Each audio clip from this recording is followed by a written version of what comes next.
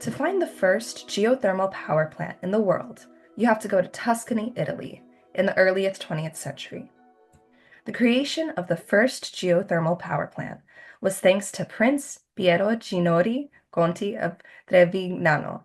Conti initially worked for his father-in-law, Florestano del Lardolel, in the processing of boric acid.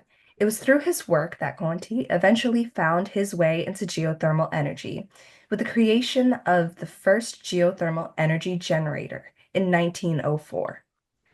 Based at the Lardello dry steam field, Conti's generator was able to produce 10 kilowatts of energy and power 5 light bulbs. From these humble beginnings, the geothermal potential of Lardolero was expanded in 1911. In the area known as the Devil's Valley, the world's first geothermal power plant was completed in 1913. Largerello 1 had a capacity of 250 kilowatts and was able to produce 2,750 kilowatts of electricity, which was used to power the Italian railway system and the nearby village of Larderello and Volterra. To find out just how far the industry has come in this episode, we talked to Dr. Will Fleckenstein and learn more about the enhanced geothermal systems. All right, well, hi, Dr. Fleckenstein. Thank you so much for joining us today on this episode of the Energy Transition Podcast. We're so happy to have you here. Yeah, thank you very much for having me. I'm really looking forward to having the discussion about geothermal and a few other things. Perfect. We'll start right off with learning a little bit about you. Can you tell us a little bit about your career, what got you into the oil and gas industry, and how you became a head of a large credit union, and then how that led to your work in geothermal energy? Okay, and thank you very much. And so I got involved with oil and gas and energy through my father. And he actually told me about how the energy transition started. He one time told me when he was working on a farm in Kansas when he was a little kid that the day that they got their first tractor, where they actually transitioned from using draft animals to mechanization, which was really kind of a amazing type of a thing to think of, is to try and do all the things you do on a farm, but with draft animals, horses and oxen. And so my dad had, worked in the oil industry. He was had grown up during the Great Depression. Kind of rode the rails a little bit, going to try and play baseball, et cetera, and then went into World War II, and he worked for a company that built drilling rigs, and that was kind of how I kind of started understanding how you drill oil wells and produced wells, and so that was one of the drivers for me, was just understanding and then kind of taking things a little bit farther past where my father was. Well, that's But incredible. and so if I could talk just a little bit further. So then I came to the School of Mines, got my undergraduate degree and my master's in 1981. When I started at the school, there were 4,500 drilling rigs that were drilling vertical wells in the United States. They really weren't keeping production up, but a lot of drilling was going on.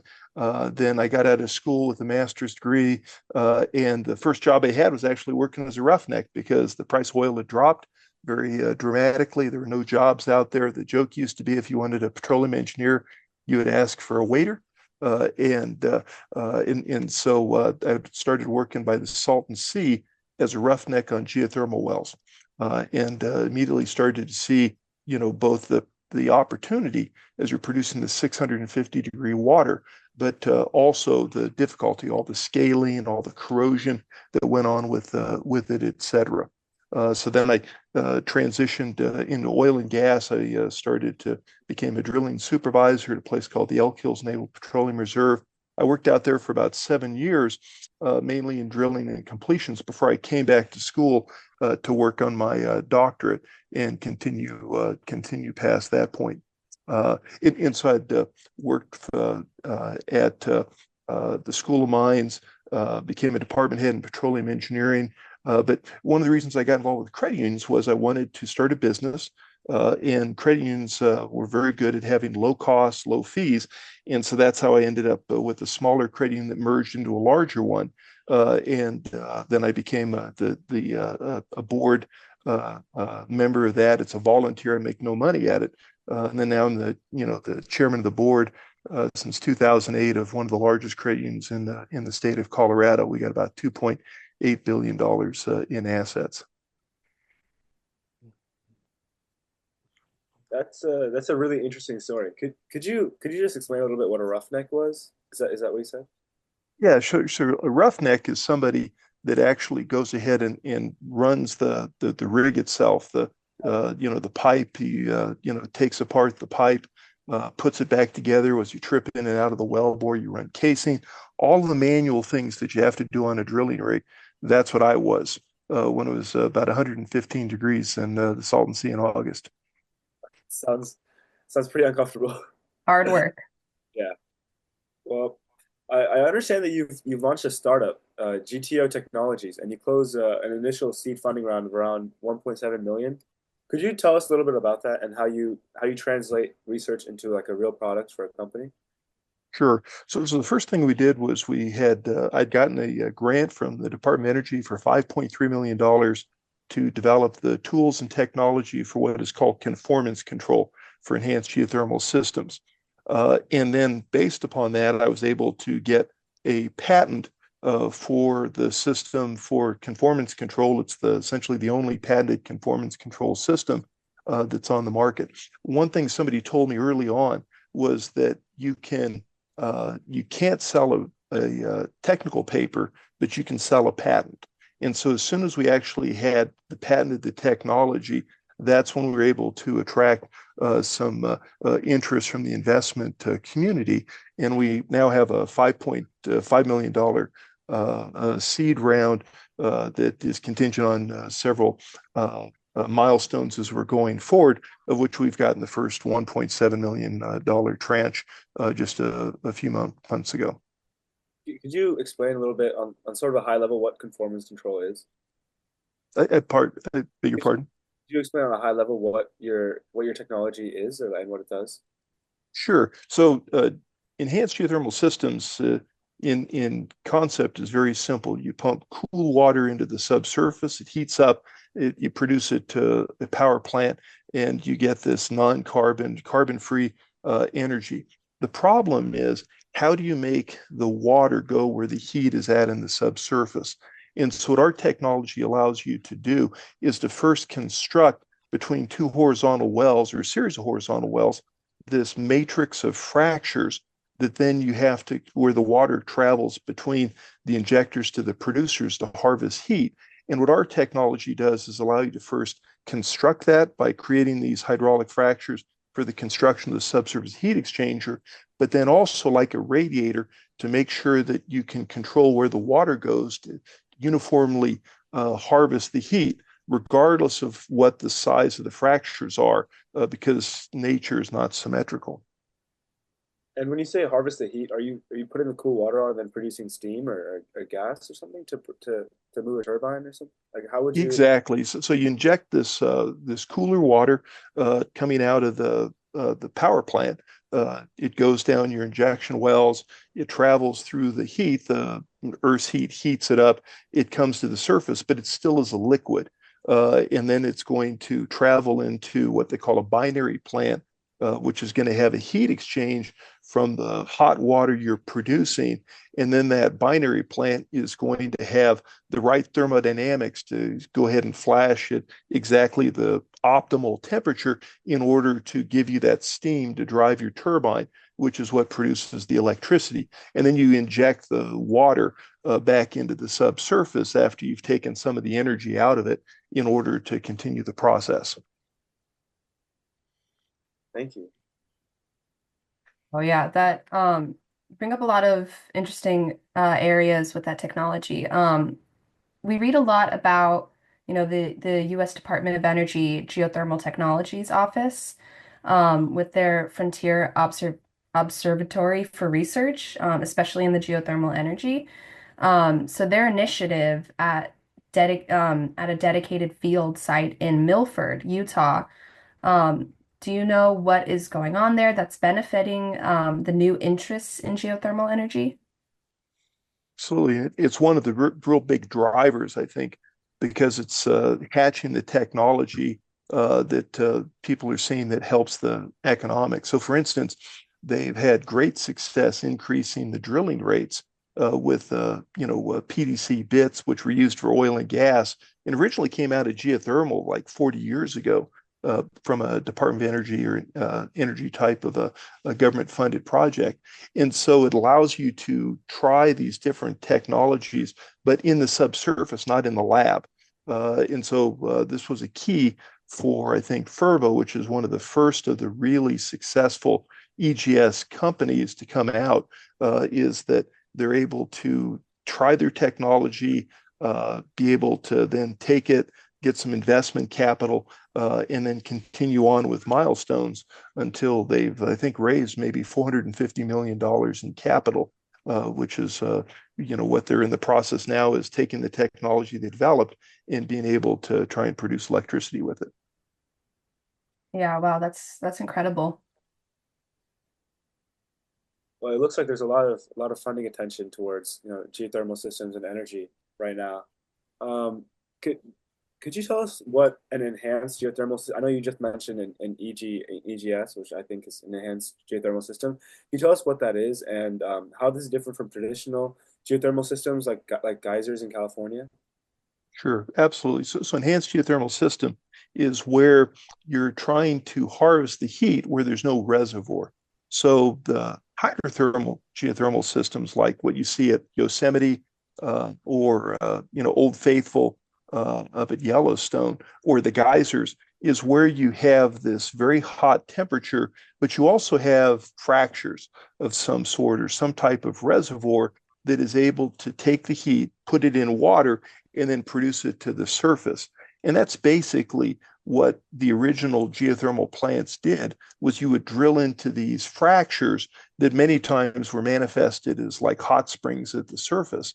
And then you would take that hot water, send it through a power plant, and off to the races you go.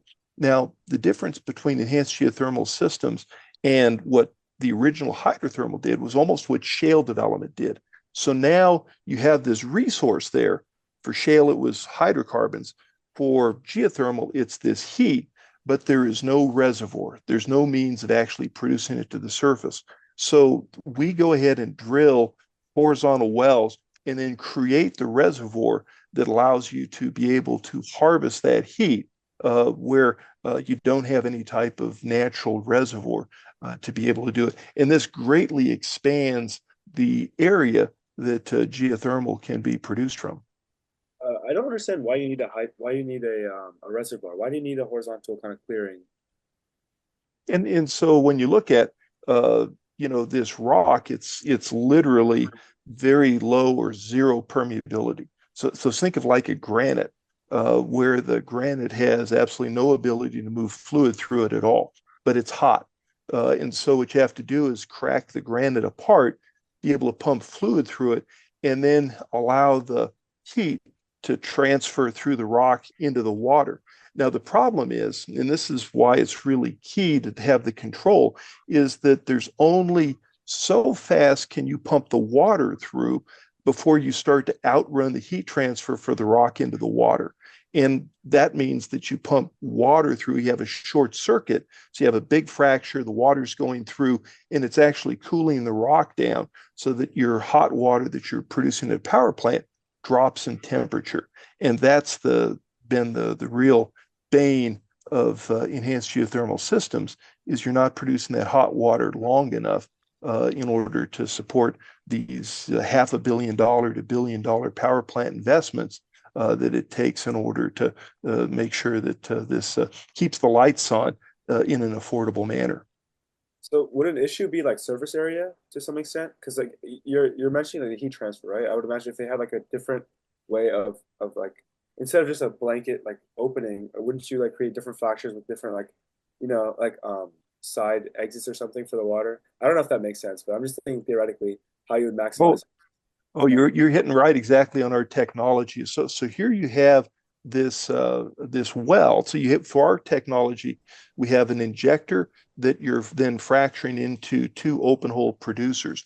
And the injector, you're injecting water into it, so it's cooler than it's going to be in the producers because that's where the heat transfer is actually occurring. So that makes it simpler for the electronics to work down there, for all of the seals, et cetera, to work. But they all have to handle that really high temperature to begin with, which makes the materials really kind of tricky to make this go ahead and work. So there's another system that's out there that people use, which is a closed loop system, where you actually never actually put it in contact with the rock, the water you're pumping through, but you have much smaller areas to have this heat transfer to occur. A company like Eavor or Eavor is one of the leaders that does a closed loop type of a system. Yeah, with these technologies and field practices that like have all helped enhance the geothermal systems, could you explain more the different types of technologies that have helped, the oil and gas industry?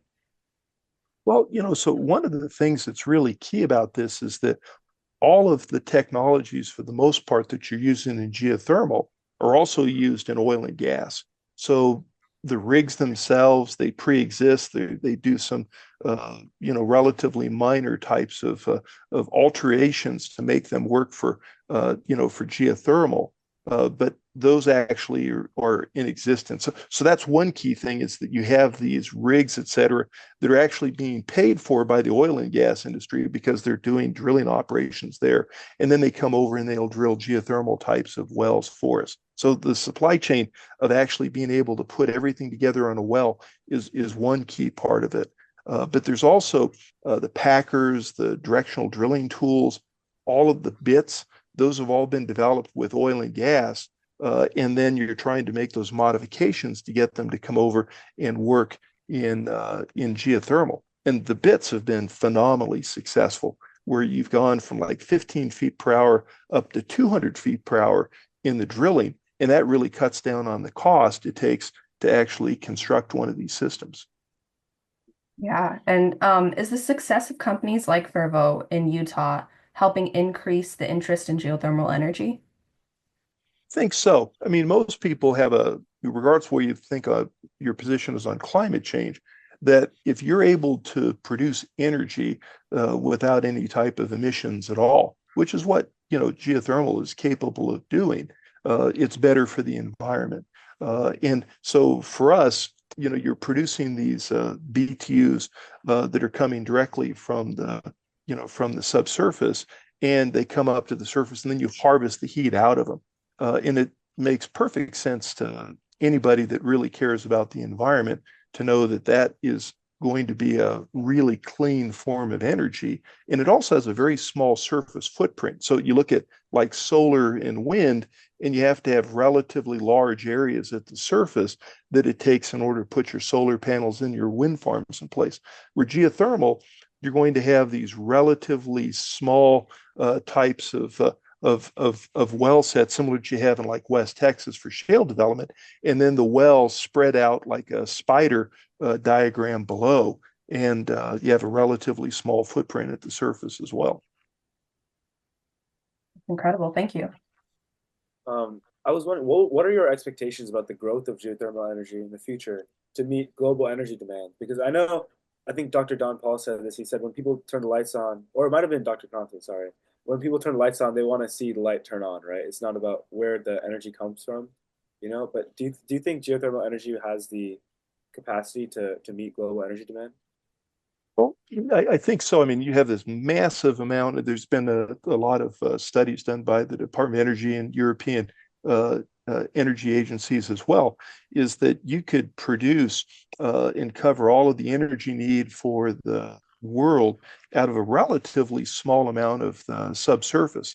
The problem is, how do you get the technology, and how do you do it at a relatively low cost?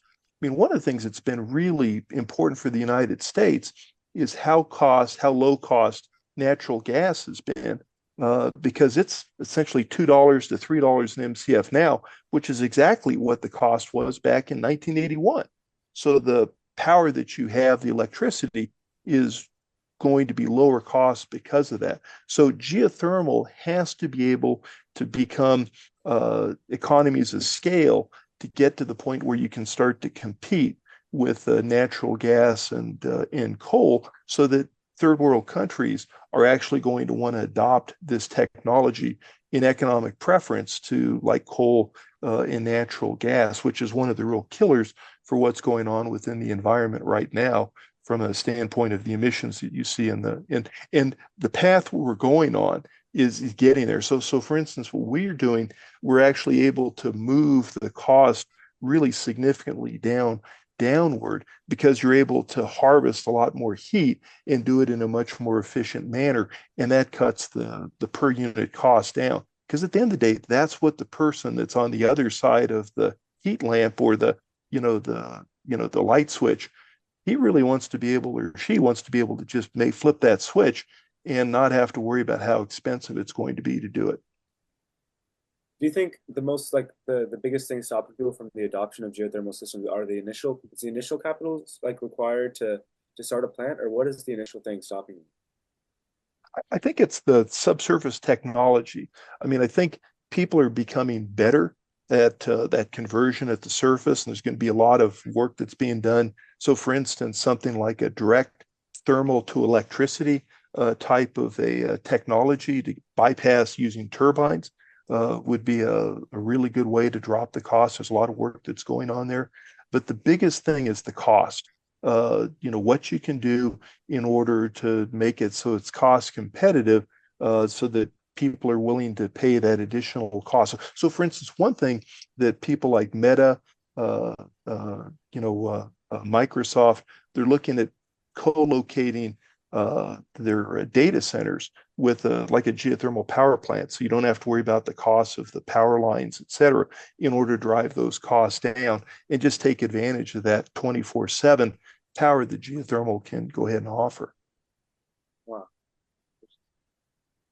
That's incredible. Yeah.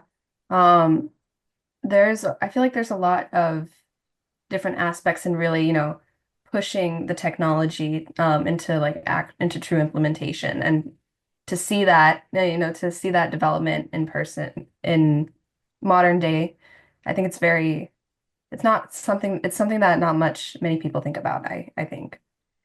And I think that's true. I remember the first time when I was a roughneck in 1988, and I looked at this producing well that was producing hot water directly into a power plant. It was 650 degrees F, to 260 C or whatever it was. And it was just incredible to see that, what I thought was, free power that was coming out of there. Now, it turned out that there's complications. For instance, the Salton Sea produces about 22% solids that are dissolved within the water that's produced, which has a lot of corrosion. It's got a lot of scaling that occurs. And the scaling is not just in the wells, it's the power plants themselves. And so there's a lot of technical challenges in order to overcome this. But at the end of the day, the technology really works if you can get the hot water inexpensively enough that it starts to displace people getting coal and natural gas just on an economic basis. Yeah, I think you bring up a lot of wonderful points. Dr. Fleckenstein, thank you so much for your time today. It's been a real honor to have you on this podcast. But before we leave, is there anything else that we forgot to ask you that you think it's important to share with our audience? I appreciate it. And, I've become a real believer in geothermal, and I think it's really important for the federal government and for private entities to continue to support the technology development because, you're starting to see this economic improvement in the technology that's going to get to the point where you don't have to have those types of emissions. And for the last 4 years, I've kind of dedicated my life to this. Gained a little bit of weight, got a little bit more gray hair as you're going through this because it is such a very important topic to do. And I'm very glad you guys are looking at this because geothermal can be, an energy source that is around the world.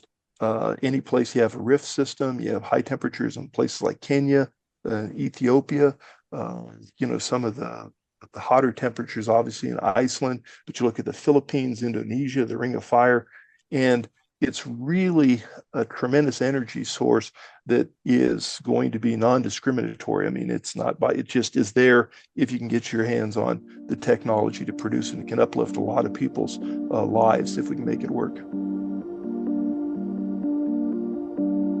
Dr. Fleckenstein said that his EGS startup, GTO, is focused on conformance control. He started with a grant from the DOE.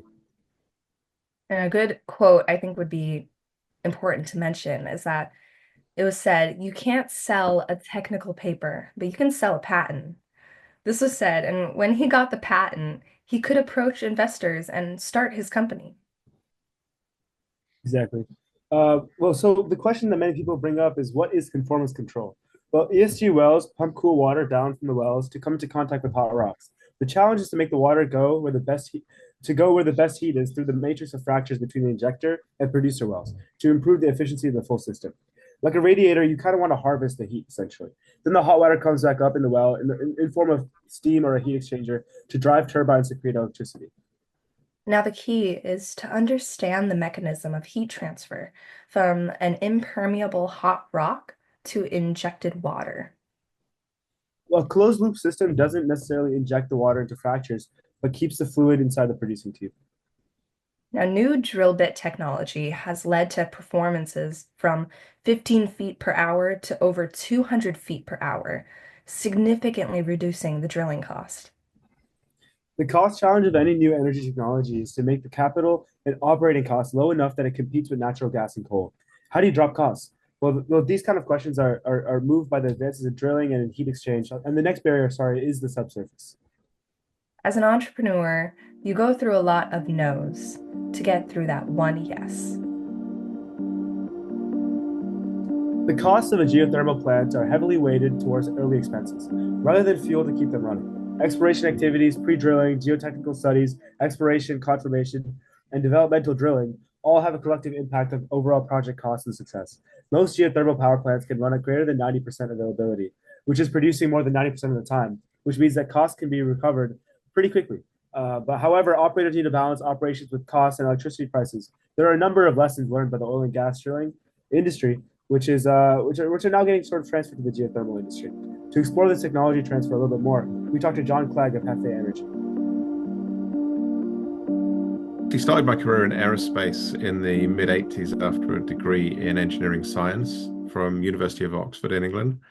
But after a couple of years, I came to the conclusion that drilling wells was more exciting than designing jet engines. And so I started off designing bits for a company called Hycolog, which is now Reed Hycolog, part of NOV, in a place called Stonehouse in the southwest of England. And over the years, I kind of specialized in drill bits and then in drilling tools. Ran a team that developed one of the first rotary steerable systems that became Schlumberger's power drive system. And over the years, worked for Schlumberger, NOV, Weatherford, Altera, and ABB in a variety of roles, probably about 2/3 of the time in engineering and about 1/3 of the time in sales or operations project management. And started to look at the geothermal industry with a friend of mine, my co-founder, Steve Crace, who's now CEO of Hefe. And we founded Hefe in 2021 because we saw a gap in the market, we thought, for higher temperature drilling technology to enable hotter and deeper geothermal wells to be drilled. And it looks like, and we can maybe talk about it over the next few minutes, but it looks like our timing was good. So I don't know if that was clever or lucky or maybe a bit of both, but looks like we timed it well. It took us a couple of years to get our first funding. We got our first funding for Hefe in March of 2023. And then we kind of hit the burners then and started doing our technology development. You may have seen we just announced our most recent funding round in September. The round was in September. We announced it last month in November of this year. And that's given us the money to build prototype tools to have tools in the ground drilling above 200 degrees Celsius by the second quarter of next year. Well, yeah, it's a good question, and there's maybe a few answers to that one. And one of the things to build on what I said about why we got into geothermal, we both started to look at geothermal. A few people advised us, and my initial reaction was fairly, not terribly enthusiastic. I thought, okay, I've come across geothermal energy before. You find it in places like Northern California, Iceland, Italy, and New Zealand. Very small geographic areas where you've got a combination of heat close to the surface and fractured rocks and natural like aquifer reservoirs, and you can drill for a combination of hot water and steam and generate electricity. But I don't see how that's globally scalable. And then we started to dig a bit deeper and we came across technologies that we hadn't really heard of before, but which we're now very familiar with. EGS, Enhanced Geothermal Systems, and AGS, Advanced Geothermal Systems. We are basically creating artificial reservoirs in hot, dry rocks. So instead of going for fluids, you're actually going for the heat and then introducing fluids to transport that heat to the surface. And we realized that there was a lot of analogs between unconventional oil and gas drilling and the boom that had seen and the technology that had been developed for that over the last 15 to 20 years. And unconventional geothermal wells could look very similar. And we saw the opportunity for a number of horizontal wells that might use fracking or might not, and that might depend on where you are in the world, and which would basically use the same technology as has been developed for oil and gas, but just at higher temperature. And then the other thing we saw, which really kind of closed the deal for us, was we used the Department of Energy in the US has got this beautifully named model called GETM, which is I think it's the Geothermal Energy Techno-Economic Model, something like that, some kind of contrived acronym. And you can use that to calculate the levelized cost of electricity from a geothermal well, given a whole bunch of assumptions. And so we modeled lots of different scenarios and cases and then normalized it. And we saw there's a very steep drop in the cost of electricity when you go from 170 degrees Celsius, which is kind of where oil and gas wells are drilled at the higher level, to between 210 and 250. So going from 170 to 210, you get about a 25% reduction in the levelized cost of electricity. If you get to 300 degrees Celsius, it's something like a 70% reduction. So those are huge potential numbers that could be the difference between like life and death for sanctioning a geothermal project. And we realized if we can create well construction technologies that work at higher temperatures, then we can open up that market and make geothermal much more globally applicable. Thank you so much for joining us for the future of energy. Special thanks to each of our guests today and to our technical wizard, Abhi, for his important contributions to this episode. Don't forget to subscribe to our podcast so you can automatically get access to all our new episodes. You can find us on Apple, Spotify, YouTube, or wherever you get your podcasts.